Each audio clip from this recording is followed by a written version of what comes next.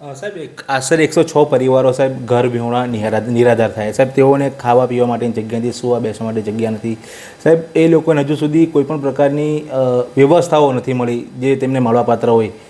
તો સાહેબ શું કહેશો આ બાબતે? પહેલી વાત તો એ છે કે આ વિસ્તારમાં લેતા કોર્પોરેશન સરકારે કોઈ કરાવ્યું હોય તો સરકારની જવાબદારી થાય ને મારે કરાવવું જોઈએ. રહી વાત કોઈ બહારના માણસોએ કરાવ્યું હોય તો એની સામે પગલાં લેવા જોઈએ. મેં કીધું આમાં બધું જ આવી જાય છે. સરકારે કર્યું હોય, કોર્પોરેશને કર્યું હોય તો એ કોર્પોરેશનની જવાબદારીમાં આવે છે. કોર્પોરેશન નથી કર્યું, જેણે કરાવ્યું છે એની આ જવાબદારીમાં આવે.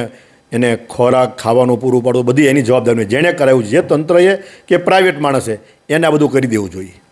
ચોક્કસથી આ હતા કતારગામ વિધાનસભાના ધારાસભ્ય વિનોદભાઈ મોરડિયા. ત્યારે આજે મહાનગરપાલિકાની કચેરી ખાતે સંકલનની બેઠક હતી. તે દરમિયાન ધારાસભ્ય દ્વારા કમિશનરને આ બાબતે સવાલ પૂછવામાં આવ્યો હતો. ત્યારે કમિશનરે સ્પષ્ટપણે કહ્યું છે કે આ ડિમોલિશન મહાનગરપાલિકા દ્વારા નથી કરવામાં આવ્યું.